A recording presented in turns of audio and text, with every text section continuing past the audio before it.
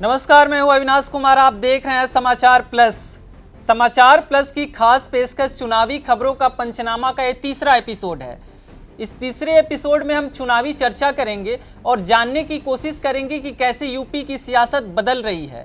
UP की राजनीतिक फिजा जिस तरीके से दिनों दिन बदल रही है, उसके क्या सियासी मायने हैं। तो हमेशा की तरह तमाम बड़ी चुनावी खबरों पे चर्चा करने के लिए मौजूद है मृत्युंजय चौहान जी। तो मृत्युंजय, ये बताइए, जिस तरीके से बीते दिनों अखिलेश और शिवपाल की मुलाकात हुई और जो तस्वीरें सामने निकल कर आई, उसके क्या सियासी मायने हैं? तो देखिए अविनाश, जैसे कि सब जानते हैं कि चाचा भतीजे में बहुत वक्त से एक लंबी तकरार चल रही थी, एक दूसरे से नाराज थे। कहीं ना कहीं समाजवादी पार्टी से अलग होने का नुकसान शिवपाल यादव को भी भुगतना पड़ा। लेकिन अब जब सियासी तस्वीर बदलने लगी है, चुनाव नज़दीक आने लगे हैं, हर दल ये जानता है कि भाई किसी ना किसी तरीके से सत्ता पर काबिज होना बहुत ज़रूरी है। तो समाजवादी पार्टी का, प्रगतिशील समाजवादी पार्टी के साथ ही जो गठबंधन हुआ है, इसको अगर हम ध्यान से देखेंगे तो हमें पता चलेगा कि ये एक बहुत बड़ा फैक्टर है जिसकी वजह से ये चीज़ें हुई हैं। क्योंकि अगर आप देखें जिन सीटों पर शिवपाल यादव का असर देखा जा सकता है, वो बुंदेलखंड, अवध, उस साइड की ऐसी कई सीटें हैं। मृत्युंजय, ये बताइए कि किस तरीके के राजनीतिक समझौते चाचा और भतीजे के बीच में हुआ है, किन किन सीटों को लेकर चर्चा हुआ है और किन समझौतों पे बातचीत चल रही है? तो देखिए अविनाश, मैं अपने दर्शकों को बता दूं कि ऐसी तस्वीर खुलकर कोई सामने नहीं आई है। अंदाजन कुछ अंदाजे ऐसे लगाए जा रहे हैं कि हो सकता है कि इन सीटों पर लगभग 10 जिले ऐसे हैं, 10 जिले ऐसे हैं जहां पर शिवपाल यादव इस चुनाव में असर डाल सकते हैं। और अगर वो शिवपाल यादव उन 10 जिलों में असर डालते हैं तो उसका नुकसान कहीं ना कहीं हम पिछले चुनाव, लोकसभा चुनाव में भी हमने देखा था कि सपा को हुआ था। तो इस बार भी शायद नुकसान सपा को हो सकता है और करीबन 60 से 70 सीटें ऐसी होंगी जिन पे वो दावा कर सकते हैं अपने प्रत्याशी उतारने का। जी, तो ये बताइए मृत्युंजय, जिस तरीके की आप बात कर रहे हैं कि शिवपाल यादव और अखिलेश यादव के बीच जो बातें चली हैं, तो कहीं ना कहीं शिवपाल यादव दावा ठोक रहे हैं। आप बता रहे हैं कि उनका दावा जो है 60 से 70 सीटों पे है, 50 से 60 सीटों पे है। तो ऐसे में अखिलेश यादव अगर छोटे छोटे दलों के साथ जो है साझेदारी करके चुनावी मैदान में कूदते हैं, तो कितना मुमकिन है कि वो शिवपाल यादव को जो है उनके मन माफिक टिकट दे देंगे या उनके सीटों का प्रस्ताव स्वीकार कर लेंगे? क्योंकि अगर आप देखें तो अब पूर्वांचल में भी ओम प्रकाश राजभर के साथ जो है सपा का गठबंधन है, महान दल के साथ है, तमाम छोटे छोटे दलों के साथ जो है एक तरीके से जो है वो गठबंधन की पूरी बुनियाद तैयार कर रहे हैं। तो ऐसे में शिवपाल यादव जो इतनी बड़ी दावेदारी पेश कर रहे हैं कि हमको जो है 60 सीटें मिलनी चाहिए, तो ऐसे में ये कितना मुमकिन लग रहा है कि इतनी सीटें अखिलेश यादव देने पर राजी हो जाए? देखिए अविनाश, मुझे ऐसा लगता है कि हमें इस सवाल का जवाब आंकड़ों पर मिलेगा। तो आंकड़े अविनाश ये कहते हैं कि करीबन 9% यादव वोट बैंक है जिस पर शिवपाल यादव की पकड़ है। और जो वहाँ की सहकारी समितियां हैं, जो बुंदेलखंड, अवध, पश्चिमी अवध, ऐसे जो इलाके हैं, बुंदेलखंड के इलाके और बिल्कुल, तो इन इलाकों में जो सहकारी समितियां हैं उन पर भी शिवपाल यादव का ही कब्जा है। हाँ, शिवपाल यादव पूर्ववर्ती सरकार में मंत्री थे, तो लगातार वो प्रदेश के दौरे करते रहे थे। और एक ऐसे नेता है शिवपाल यादव की जिनका हर यूपी के अलग अलग जिलों की बात करिए तो उनका अपना थोड़ा बहुत ही जनाधार है, लेकिन उनके मानने जानने वाले समर्थकों का एक तबका है। तो यही एक कारण है कि अविनाश, इसी वजह से वो ये ऐसा दावा कर रहे हैं कि उन्हें 60 सीटों पर कम से कम अपने प्रत्याशी चाहिए। और मुझे ऐसा लगता है कि अगर वो मांगते हैं तो शायद मनाही नहीं की जाएगी। अच्छा जी, तो इसको लेके अभी तक यही अपडेट है कि दोनों के बीच में भी बातचीत चल रही है? जी। चुनावी खबरों के पंचनामा के सवालों के क्रम में हम दूसरे सवाल की तरफ बढ़ते हैं और मृत्युंजय चौहान से जानने की कोशिश करते हैं कि जिस तरीके से अखिलेश यादव लगातार कल ही से आक्रामक रुख अपनाए हुए हैं, जिस तरीके से समाजवादी पार्टी के नेताओं के घर के ऊपर छापेमारी की गई आयकर विभाग की ओर से, तो क्या इसके सियासी मायने हैं मृत्युंजय? देखिए अविनाश, जैसे प्रवक्ता राजीव राय, ज्ञानेंद्र यादव और मनोज यादव के घरों पर छापेमारी हुई जो कि मऊ, लखनऊ जैसे इलाकों में है, तो टाइमिंग के ऊपर बहुत बड़ा सवाल खड़ा किया है। अखिलेश यादव ने भी इस टाइमिंग को लेकर के बहुत बड़े सवाल खड़े किए हैं। उनका ये कहना है कि सिर्फ चुनावों से पहले ही ऐसा क्यों हो रहा है कि क्या ये कहीं ना कहीं उन्होंने ऐसा बोला है कि बदले की राजनीति की जा रही है उनके साथ। तो क्या सच में ऐसा है कि बदले की राजनीति की जा रही है? क्योंकि अगर हम टाइमिंग की बात करें तो हमने बंगाल में जो चुनाव हुए थे उनसे पहले भी ऐसी कुछ चीज़ें देखी थी। बंगाल के लोकसभा चुनाव, माफ़ कीजिएगा, बंगाल के जो विधानसभा चुनाव थे उससे पहले भी जो पार्टी थी तृणमूल कांग्रेस, उसके भी कई नेताओं के घर पे आयकर विभाग के छापे पड़े थे और ऐसी कई तमाम चीज़ें हमें देखने को मिली थी। तो टाइमिंग के ऊपर बहुत बड़ा सवाल खड़ा होता है अविनाश। और जिस तरीके से राजीव राय जो सपा के राष्ट्रीय सचिव हैं और राष्ट्रीय प्रवक्ता की दोहरी जिम्मेदारी निभा रहे हैं, उनके यहाँ भी मऊ में छापा पड़ा। तो इसको लेकर अखिलेश यादव काफी आक्रामक नजर आए। लेकिन अगर आप देखिए तो इस पे बीजेपी का कहना है कि जो है हम एजेंसियां अपना काम कर रही हैं, संवैधानिक संस्थाएं अपना काम कर रही हैं, उसको राजनीति में ना घसीटा जाए। तो इसको लेके क्या अपडेट आपके पास है कि जिस तरीके से सत्ता पक्ष और विपक्ष के बीच में इस मसले को लेके तनातनी देखने को मिल रही है, तो इसमें क्या कहा जाए, क्या माना जा रहा है कि इसको लेके चुनावी मुद्दा बन सकता है क्या आने वाले विधानसभा चुनाव में? जी बिल्कुल अविनाश, चुनावी मुद्दा बन सकता है, क्योंकि मैंने जैसे पहले भी कहा था कि टाइमिंग के ऊपर बहुत बड़ा सवाल खड़ा होता है। क्या अगर ऐसा था कि छापे पड़ने थे तो छापे पहले भी पड़ सकते थे, तो चुनाव इतने नजदीक आने के बाद ही छापे पड़ने शुरू क्यों हो जाते हैं? वो भी सिर्फ सपा के ही जितने भी बड़े नेता हैं उन्हीं के घरों पर छापेमारी की जाती है, किसी और के घर पे छापेमारी नहीं होती। यहाँ तक कि राहुल भसीन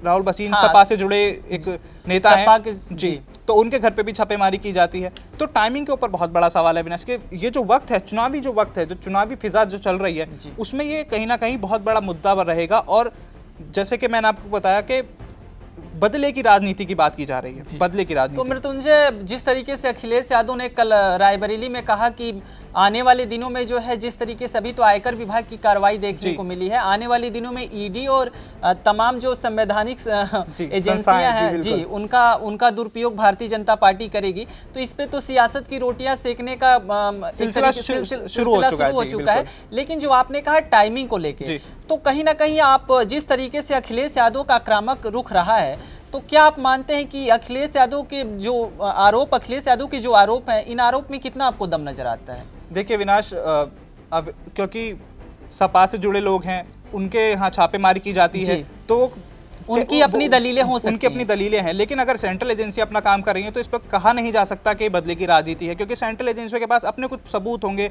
कुछ उनके पास लीड होगी, उसी के तहत उन्होंने जो छापेमारी की है कुछ ना कुछ लीड उनको मिली होगी। तो ये कहना ये प्रक्रिया का हिस्सा है, प्रक्रिया का हिस्सा है, संवैधानिक प्रक्रिया का हिस्सा है। लेकिन ऐसे में मृत्युंजय सवाल ये उठता है कि जिस तरीके से विपक्ष का हमलावर रुख है, जिस तरीके से विपक्ष लगातार मोदी सरकार को सदन से लेकर सड़क तक घेर रही है, तो इस मामले में अजय मिश्रा के इस्तीफे को लेकर क्या अपडेट है, अभी तक क्या जानकारी मिल पा रही है? देखिए विनाश, अजय मिश्रा टेनी के बारे में सबसे पहली जानकारी यही है कि वो अगर वो मंत्रालय भी जाते हैं तो छिपते छिपाते जाते हैं। जैसे कि अभी कल या परसों की मैं रिपोर्ट्स पढ़ रहा था, तो अगर वो मंत्रालय देर रात जाते हैं तो पीछे के दरवाजे जाते हैं, अक्सर नॉर्थ ब्लॉक या साउथ ब्लॉक के सामने से निकल के जाते थे, तो लोगों की नज़रों में आ जाते थे। लेकिन अब ऐसा नहीं हो रहा है, वो छिपते छिपाते जाते हैं, पीछे के रास्ते से जाते हैं, मंत्रालय जाते हैं, अपना काम करते हैं, फिर वापस आ जाते हैं। मृत्युंजय, जैसा कि बीते दिनों अजय मिश्रा टेनी अपने संसदीय क्षेत्र लखीमपुर खीरी में जो है पत्रकारों के साथ बदसलूकी करते हुए नजर आए, उसको लेके बीजेपी आला कमान काफी खफा नजर आया। तो क्या बीजेपी आला कमान ने इस मामले को अपने संज्ञान में लेते हुए कुछ कार्रवाई देखने को मिल सकती है आने वाले दिनों में इस मामले को लेके? देखिए विनाश, मुझे ऐसा लगता है कि कार्रवाई बिल्कुल देखने को मिल सकती है, क्योंकि अभी कुछ दिनों पहले इन्हें एक अजय मिश्रा टेनी को कुछ दिनों बाद एक कार्यक्रम में भी जाना था, वहां उनका जाना कैंसिल कर दिया गया है जी, ऐसा अपडेट सामने आया है। और उसके बाद अविनाश, जब पीएम मोदी इस बार यहाँ पर आएंगे, यूपी आएंगे, तो हो सकता है कि इस बार वो उनके साथ बैठे कुछ बातचीत करें और शायद उनका इस्तीफा भी मांग लिया जाए, क्योंकि ऐसी आवाज़ें लगातार उठ रही हैं। और जब से एसआईटी ने अपनी नई रिपोर्ट दी है उसके बाद से ये सुर और तेज होने को लगे हैं विनाश। पहले सड़क पर ऐसा था, फिर संसद में इसकी गूंज सुनाई देती है, और फिर एसआईटी की जो नई रिपोर्ट आती है उसने कई सवाल खड़े कर दिए हैं। और उसके बाद अविनाश, कहीं ना कहीं इनके जो पुराने आपराधिक मामले थे उस पर भी उसकी भी रिपोर्ट सामने आने लगे, चाहे 1990 ले लीजिए, 1996 ले लीजिए, या और अभी तक भी इनका एक केस अभी चल रहा है जिसमें निचली अदालत ने इन्हें बरी घोषित कर दिया था, बरी साबित हो गए थे उसमें, लेकिन उच्च न्यायालय में अभी भी इनका वो केस चल रहा है, विचाराधीन है इनका। जी बिल्कुल विचाराधीन है। तो कहीं ना कहीं ये जो सारी बातें हैं, क्योंकि जैसे योगी सरकार भी कहती है कि जो क्रिमिनल्स हैं उनको छोड़ा नहीं जाएगा, केंद्र सरकार भी कहती है, लेकिन ऐसे किसी नेता को गृह राज्य मंत्री बना देना कितना जायज़ माना जाता है, ये एक बहुत बड़ा सवाल सरकार की मंशा पर है, जिसको लेके तमाम तरीके की जो है सियासी सवाल उठने शुरू हो गए। तो ऐसे में क्या माना जाए, क्योंकि चुनाव का समय है और चुनाव में ब्राह्मण वोटों को लेके जिस तरीके से राजनीति गरमाई हुई है, ऐसे में अगर अजय मिश्रा टेनी का इस्तीफा होता है तो कितना बड़ा बीजेपी को धक्का लगेगा सियासी तौर पे? देखिए मुझे ऐसा लगता है विनाश, कहीं ना कहीं ये जो चीज़ें हो रही हैं पार्टी की छवि को बहुत ज़्यादा नुकसान पहुंचाती हैं, क्योंकि पार्टी हमेशा कहती है सबका साथ सबका विकास। लेकिन अगर ऐसे माहौल में किसी एक ऐसे नेता को जिस पर कहीं ना कहीं दाग लगे हुए हैं कि वो हत्यारे हैं और उनके बेटे ने लोगों को गाड़ी से कुचला है और एसआईटी की रिपोर्ट के जानबूझ के चीज़ें की गई हैं, और फिर तब भी उसके बावजूद भी ऐसे किसी नेता का इस्तीफा नहीं लिया जाता है, तो ये पार्टी की छवि को बहुत नुकसान पहुंचाता है और एक नेगेटिव मैसेज लोगों के बीच में भेजता है।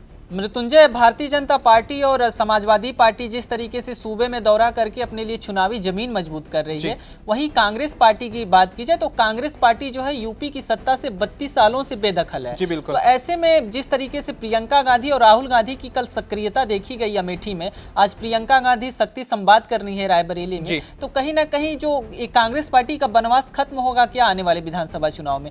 किस तरीके से कांग्रेस पार्टी चुनावी मैदान में कूदेगी, और जिस तरीके से महिलाओं के मुद्दे पे प्रियंका गांधी लगातार मुखर रही हैं, तो क्या चुनावी मुद्दे कांग्रेस पार्टी के रहने वाले हैं? जिस तरीके से राहुल गांधी की सक्रियता यूपी में बढ़ी है, तो इसके क्या सियासी मायने निकाले जाएं? जी, सबसे पहले अविनाश, राहुल गांधी की आपने बात की। राहुल गांधी बहुत वक्त से, जब से ये चुनावी माहौल तैयार होने लगा है यूपी में, उसके बहुत वक्त बाद अब वो उन्होंने अमेठी दौरा किया है, अपनी सक्रियता यूपी चुनाव में दिखाई है, और वो बहुत लंबे वक्त बाद अमेठी में पहुंचे हैं। वहां पर उन्होंने जन सैलाब को देखा है, वहां उनसे बातें करने की कोशिश की है, सरकार पर भी कई सवाल उन्होंने वहां खड़े किए हैं। और जैसे आपने प्रियंका गांधी की बात की, प्रियंका गांधी ने जो महिलाओं, जैसा आपने कहा कि महिलाओं के लिए जो अपना घोषणा पत्र भी उन्होंने कुछ वक्त पहले जारी किया था, उसमें महिलाओं को साधने की कोशिश की थी। तो अगर महिला वोट बैंक की बात किया है तो करीबन 7.5 करोड़ महिला वोट बैंक है इस बार, महिलाएं वोट डालेंगी इस बार, अपने मत का इस्तेमाल करेंगी। तो उन्होंने सीधे सीधे आधी आबादी को टारगेट करने की कोशिश की है चुनावों में। तो ये प्रियंका गांधी जो महिला कार्ड खेल रही हैं, आपको क्या लगता है? आप तो जमीन पे जाके जमीनी पड़ताल किए हैं, तो महिलाओं के बीच में इसका कैसा रुझान है? महिला क्या इस बारे में सोचती हैं? प्रियंका गांधी जिस एजेंडे के तहत जो है चुनावी मैदान में कूद रही है और महिलाओं के मुद्दों पे लगातार वो मुखर रही हैं, तो यूपी की महिलाओं का क्या कहना है इस मुद्दे पे? देखिए विनाश, हर सीट का मिजाज कुछ अलग है। अगर हम यूपी के अलग अलग सीटों की बात की जाए तो जनता क्या डिसाइड कर सकती है, ये तो हमें चुनावों के दिन ही पता चलेगा। जिस दिन वोटिंग होगी तभी पता चल पाएगा। लेकिन जो महिलाएं हैं वो कहीं ना कहीं कुछ बीजेपी के पक्ष में बोलती हैं, क्योंकि उनका कहना है कि बीजेपी ने उनके लिए ज़्यादा काम किया है। और जैसे आपने बताया कि 32 साल से कांग्रेस बाहर है, तो उनका कनेक्शन उनके साथ इतना ज़्यादा बेहतर नहीं है। तो उनका घोषणा पत्र लाना और फिर उनके बारे महिलाओं के बारे में बात करना, तो ये कहीं ना कहीं जी समय के गर्भ में छुपी हुई एक बात है। मृत्युंजय, जिस तरीके से प्रियंका गांधी लगातार यूपी के दौरे कर रही हैं, अलग अलग हिस्सों में जा रही हैं, तो आपको क्या लगता है कि प्रियंका गांधी की इस चुनाव में मौजूदगी, जिस तरीके से प्रियंका गांधी पूरे चुनाव प्रबंधन की जिम्मेदारी संभाल रखी हैं, अपने हाथों में ले रखी हैं, तो एक प्रियंका गांधी वरदान साबित हो सकती है क्या यूपी विधानसभा चुनाव में कांग्रेस पार्टी की ओर से? देखिए अविनाश, जैसे कि हम देख रहे हैं कि पिछले कुछ वक्त से प्रियंका गांधी यूपी चुनाव को लेकर बहुत सक्रिय नजर आ रही है, और उन्होंने अपनी पूरी ताकत झोंक रखी है इन चुनावों को लेकर। वो जरूर, अगर वो सत्ता में काबिज नहीं हो पाती, क्योंकि देखिए अभी तक गठबंधन का कोई इजहार किसी की कांग्रेस पार्टी की तरफ से नहीं किया गया है, किसी भी पार्टी के साथ गठबंधन की कोई खबरें सामने नहीं आई हैं, और ऐसा कुछ समझ में भी नहीं आ रहा, दिखाई भी नहीं दे रहा है कि कहीं ना कहीं वो किसी के साथ गठबंधन करें, क्योंकि वो एक बार गठबंधन का नुकसान पहले चुनाव में देख चुके हैं कि उन्हें गठबंधन के साथ भी नुकसान हुआ था, वो तब भी सत्ता में काबिज नहीं हो सके थे। और इस बार अकेले चुनाव लड़ना बहुत बड़ी बात है, और अगर वो इतने कॉन्फिडेंस के साथ चुनाव लड़ रही हैं तो कहीं ना कहीं किंग नहीं तो किंग मेकर की भूमिका में नजर जरूर आ सकते हैं। मृत्युंजय, ये तो रही सियासी बातें, लेकिन जिस तरीके से योगी सरकार अनुपूरक बजट लेकर आई है, और ऐसे बजट जो है चुनावी माहौल के समय ही आते हैं, और सरकार जो है विकास के कामों को गति देने के लिए, विकास के कामों को रफ्तार देने के लिए अतिरिक्त धन आवंटित करती है, तो कहीं ना कहीं इस बजट की क्या बड़ी बातें रहीं, सरकार की क्या बड़ी योजनाएं हैं, जहां जो है इस बजट में जो धन आवंटित किया गया है उसका कहां उपयोगिता है, और उस पैसे कहां लगाए जाएंगे, और सरकार के बड़े प्रोजेक्ट क्या हैं जिसको लेकर इस बजट में चर्चा की गई है, तो उस पर आप जो है प्रकाश डालिए। और देखिए, सबसे पहले ये जो बजट सरकार की ओर से लाया गया है, अनुपूरक बजट लाया गया है, ये 4,879 करोड़ का बजट है, जिसे लेकर के सदन में बहुत हंगामा हुआ था, विधानसभा में बहुत हंगामा हुआ था। विपक्ष की ओर से सरकार पर ये आरोप लगाए गए थे कि चुनावी बजट है, ये चुनाव के मद्देनजर सरकार इसको लाई है। और दूसरी चीज़, इस बजट में सबसे बड़ी चीज़ यह है कि अविनाश, बिजली बहुत अहम मुद्दा रहा है गांव को लेकर के। पिछली बार जैसे योगी सरकार 2017 में सत्ता में आई थी, उससे पहले उन्होंने कहा था कि हम गांव में 18 घंटे बिजली उपलब्ध कराएंगे। तो इस बार ये जो बजट इस बार लाया गया है, इस बार पावर लिमिटेड को इन्होंने 1000 करोड़ रुपए का ये जो धनराशि है ये आवंटित की है, और ये कहा है कि हम कोशिश करेंगे कि पूरे राज्य में ज़्यादातर जगहों पर 24 घंटे बिजली मुहैया कराई जाए। तो कहीं ना कहीं लोगों से जुड़ी एक बहुत बड़ी जो फैसिलिटी है उसको टारगेट सरकार ने इस बार किया है ये बजट लाकर। जी मृत्युंजय, पीएम नरेंद्र मोदी ने बीते दिनों बनारस को बहुत बड़ी सौगात दी थी काशी कॉरिडोर के रूप में, और तमाम बड़ी बातें कही थी, तो इस बजट में भी उस चीज़ का जिक्र है क्या? जी अविनाश, बिल्कुल जिक्र है। जैसे कि हमने देखा था कि प्रधानमंत्री नरेंद्र मोदी ने जैसे काशी कॉरिडोर का उद्घाटन किया था, तो इसमें भी बनारस काशी विश्वनाथ कॉरिडोर जिस तरफ है और उधर गंगा के दूसरी तरफ 4 लेन एक हाईवे बनाने की कोशिश इसमें की जा रही, जिसके लिए भी धन आवंटित इस बजट में कर दिया गया है। तो पूर्वांचल का वो जो हिस्सा है उसकी कनेक्टिविटी पर बहुत ज़्यादा ध्यान देने की कोशिश सरकार कर रही है और चाहती है कि पूर्वांचल का वो जो हिस्सा है वो सरकार के हाथों से किसी भी तरीके से ना फिसले। कहीं ना कहीं इस बजट के जरिए जो है एक चुनावी छठा देखने को मिल रही है। जी बिल्कुल। तो क्या माना जाए कि आने वाले दिनों में जो है इस बजट का कितना प्रभाव देखते हैं यूपी की जनता के बीच में? देखिए अविनाश, अगर लोगों को काम सड़क पर नजर आने लगेगा तो हो सकता है कि लोग सरकार की तरफ झुकें, सरकार को वोट दें। और अगर ऐसा होता है तो ये बजट एक बहुत बड़ा जीवनदायी बजट भी साबित हो सकता है सरकार के लिए। इस बजट की क्या बड़ी बातें रहीं, मृत्युंजय चौहान ने बारीक से बताया है और तमाम बड़ी खबरों पे हमारी नज़र बनी रहेगी और तमाम बड़ी खबरों को लेकर हमेशा की तरह आगे भी हम आपके सामने मौजूद होंगे। तब तक के लिए हमें दीजिए इजाज़त। नमस्कार।